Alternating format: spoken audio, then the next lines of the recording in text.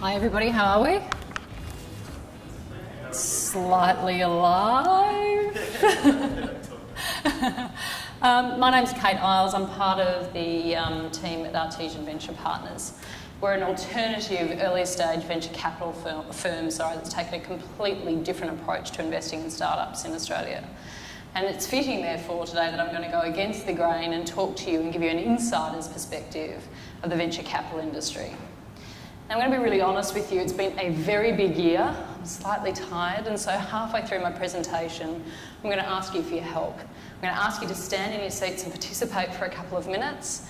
I'm sure most of you, given the industry in which you operate, are visual thinkers, so think of Usain Bolt preparing for his 100-metre gold medal sprint. That's the speed that I'm going to ask you to out of your seats and participate. So what's venture capital? Quite simply, venture capital is an investment philosophy that aims to give a 10 times plus return to its investors. It's a high-risk investment philosophy, and the reason being is because investors are putting their money into new or expanding companies that have long-term growth potential, but in the short term don't have a track record of performance against which to measure it. If it sounds like a lucky dip, your evaluation is correct. But in saying that, venture capital has delivered exceptional returns for investors. And I know that I certainly would have liked to have had my money inside of WhatsApp in its early stages before it went on to before it went to exit with Facebook for $19 billion. The preferred asset class for venture capital, especially at the moment, is technology-enabled businesses that have global appeal. And the reason being is that the money to set up one of these businesses, to grow it, to scale it, and to exit it in a potentially quite short period of time is very, very attractive. So where does venture capital come from? Venture comes from individuals, high net worths, family offices, corporates and institutions like superannuation funds who are looking at putting around $200,000 to $20 million to work inside of a business. There's similarities to private equity. However, private equity is an investment philosophy looking to put its money into more stable, developed and mature businesses that are looking for growth capital of around $3 million to over $200 million. The venture ecosystem includes a number of important players, founders, their family and friends that we kind of refer to as fools at some stage, incubators, accelerators, universities, and of course venture capital firms themselves. And each provide mentoring, support, and some level of equity or capital, in exchange for equity. Unlike traditional venture capital firms, Artesian's taken a very different approach, and we don't tend to invest in that later or in the early expansion phase. We've really focused on the seed and startup area. So what is disruption? Disruption tends to get used as a term interchangeably with innovation, but don't make the mistake. Innovation is a gradual process and the outcome is not as significant as disruption. Innovation leads to the gradual improvement of a product or a service, whereas when disruption occurs, the world and the way we did something before changes forever. For most of us in the room, the most significant forms of disruption that we've experienced in our lifespan are how we search for information. So I don't know about you, but I hardly remember being able to find anything before Google. I remember 24 editions of Encyclopedia Britannica and lots of paper cuts. How we find, manage, legitimise our relationships. You know, before Tinder, Grindr, RSVP, Happen, etc., how did each of us find our prince in shining armour, or your version thereof? And let's be honest, without someone legitimising a relationship on Facebook, you're not really in a relationship, are you? Lastly, how we engage and communicate with the world around us. Previously, our phone used to be a tool for communication, but today it's our personal trainer, our PA, our journal, our black book, our everything. And I think we're only really seeing that at the tip of the iceberg as our phones merge into being our wallet as well. Despite the drastic changes that disruption has had on our lives, many people still question whether or not it's real. And I assure you, it's real. Avoid it and do so at your peril. 52% of the companies on the Fortune 500 list have disappeared since 2000. That's huge. The average lifespan for a company on the S&P 500 used to be around 50 years. It's now under 20 years and it's predicted to fall even more dramatically again in the future. So it's clear that the rules have changed. Gone are the days of the big dinosaur brands that used to dominate an industry. Today we live in an environment where we need to be lean, mean little cockroach brands, and I don't mean that in a negative way, but you need to create brands that can adapt to the environment in which they are in very, very quickly. Just because you didn't do something before as a brand manager, marketer, strategist with a particular brand does not mean that you should not do it in the future. In fact, it highlights an opportunity to get in and disrupt. Today, you need to think like mean, green startups. Try new things, fail fast, dust off your knees and get up and get moving really, really quickly. Whatever you do, don't do as some of these brands behind me have done and say, it won't happen to me. I guarantee you it will. The question is, when? So is anyone shivering in their seats with the fear of disruption? There's a couple of nods. No one's really trembling too much. And if I've done that, I've helped you to start to realise that disruption is real and it is something to be aware of. But fear, I don't think, is a positive motivator to get people to change. I believe in a better world. I believe in a world where we all have a voice, where we look after each other better, and where people have the right to architect their future regardless of where they're born, whether it be geography or the environment politically that they're born into. I believe that technology is the avenue for positive change in the future. You might think that my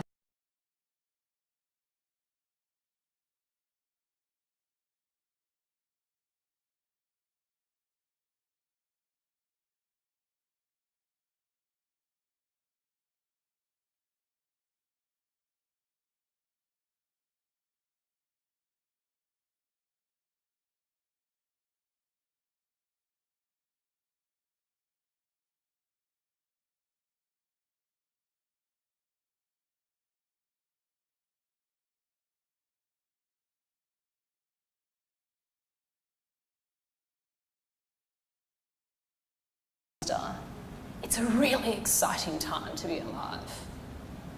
Ignore the media, ignore the fear-mongering about terrorism, about disruption, and embrace technology for its power to do good. Embrace technology as a way to positively impact our future. Okay, so this is the time. Up, up, up, up, up, up, up, up, out of your seats, out of your seats, out of your seats. So we're going to play a game of heads and tails. Heads you agree, tails you don't. I want you to close your eyes because I know that there'll be some propensity for cheating. There's no great cash prize of the $19 billion from Facebook, just the right to be the general know-all in this room. Okay, so close your eyes. First question, heads you agree, tails you don't. The value of any startup is in its idea. Heads you agree, tails you don't. Okay, anyone with heads? You don't need to sit down this time, it was a trial. It's tails. The value of any startup is not in its idea. The value is in execution of the idea and the people you have in your team to be able to do so. Okay, eyes closed again because I can see lots of people looking at me and you shouldn't be. Question 2. The traditional approach to venture capital in Australia has proven to be effective at delivering healthy returns for investors. Heads you agree, tails you don't. Okay, unfortunately all of those that chose heads, please take a seat. Over the past 10 years, a traditional approach to venture capital, which is to pick winners, to create a portfolio of 20 or so startups you add a lot of support to, mentoring, introducing them to new clients, etc., has failed dismally. It's delivered a negative 5.5% return. So the model of venture capital needs some disruption, and that's what we try to do at Artesian. Question 3. In order to have a 95% probability of getting a return from investors in early stage tech, You need exposure to 50 to 100 startups in your portfolio. Heads you agree, tails you don't. There's a lot of people sitting down. The heads sit down, the tails have it. So the Kaufman Institute in America that has studied angel investors and VCs for the last 15 years or so has shown that in order to get a return from the asset class, you need to have more than 200 startups in your portfolio. And that is not something that the everyday investor or venture capitalist can afford to do from a cost/time resource perspective. Okay, we're on the home stretch. Question 4, eyes closed. In Australia, is a sweet spot for exit a trade sale for around $150 million? Heads you agree, tails you don't. Tails stay standing. The sweet spot for exit is $15 to $50 million trade sale exit. We don't have billion-dollar exits here yet. So the market is very much in its infancy. This is my favourite one, last one. So who are going to be the champions left? And this is based on statistics, it's got nothing to do with anything else. Do females or males make better founders? Heads, females, tails, males. Any tail males? Sit down. It is females. Females deliver 35% higher return on investment to investors, to VCs, 12% higher revenue and higher pre and post exit.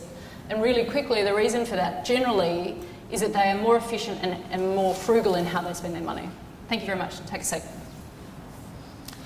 Okay, so the global leaders in disruption and venture capital are the US, Europe, China, Israel and India. And despite the fact that Israel is the 4th largest venture market in the world with only 8 million people, their 6,000 startups receive more venture capital per head than any other country in the world. They punch well above their weight and have earned themselves a title as the startup nation. And I think it's really valuable to understand the reasons for Israel's success because it highlights the characteristics that are really important for an individual startup to possess in order to survive and flourish. Now, the first one of these is to be fearless and be resilient. Due to the ongoing disputes that Israel has with its neighbouring countries, Israelis live with a constant and real fear for their lives. So when you're starting to look at the fear of setting up a business and potentially failing, in comparison, it's really insignificant. The second is resourcefulness. Israel, like startups, has a shortage of resource. Israel, obviously, natural resources. And so in order to be able to turn sand into gold or nothing into something, you have to be really, really resourceful. Second of all, focus on out-of-the-box thinking. In Israel, you must complete a period of mandatory military service if you're an Israeli. And during that time, you're taught to think under pressure and to come up with solutions all the time, every time, no excuses. So learning inside of this pressure cooker of how to get something done is exceptionally valuable when you look at starting up a business. Secondly, the need for survival. Lastly, the need for survival. So in Israel, there are a lack of jobs. You know, a job over there, the average salary is far less than Australia. And so in order to survive, to have a roof over your head, to do some of the nice things in life, you have to be able to supplement your income. And to do so, many people choose to take up a startup. Domestically, the Australian and VC sector are in their infancy, and the number of startups is not yet reflective of quality. From spending time in both the US and Israel last year, it's really clear that on a global stage, Australia needs to lift its perception of producing high-quality investment opportunities. At the moment, we're known for coming up with great marketing, fund-driven tech, but not tech that solves real problems. And if we do, we will be rewarded. In order for Australia to be taken more seriously, there's a couple of things that we can learn from our global leaders. And that is for Australia to get greater support from our corporates, institutions and governments, mainly for the government to remove a number of barriers that are currently occurring around funding. for us to embrace our Asian neighbours. So 80% of the $2 billion invested in Israel last year came from overseas, and a lot of that came from Asia. We need to make it far more attractive for Asian investors to come here and to support our tech. Australia needs some high return exits to prove that not only are we great innovators, which we've been able to do with the invention of the black box, Wi-Fi, cochlear ear implants, freelancer, Canva, etc.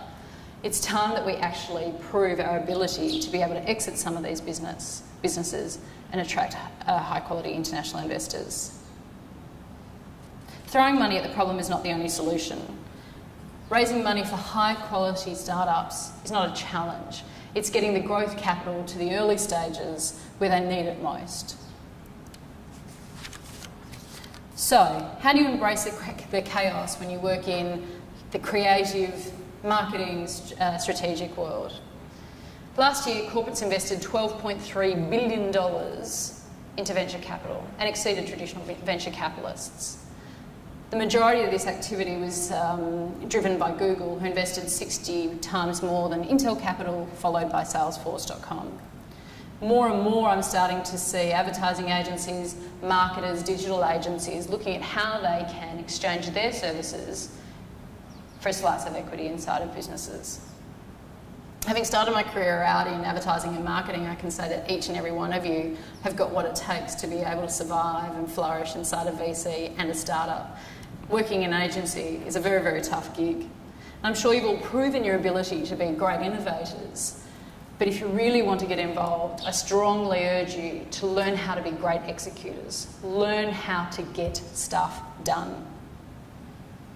If you're interested in this space, get to know key players, add value, collaborate, which means sharing your ideas. You have to share your ideas. It's one of the greatest roadblocks, especially in Melbourne, where people don't want to get out and share a great idea.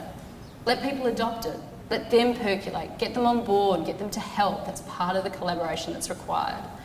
This is not a fast buck industry. You're going to have to put your time into it. You're going to have to invest heavily and be generous.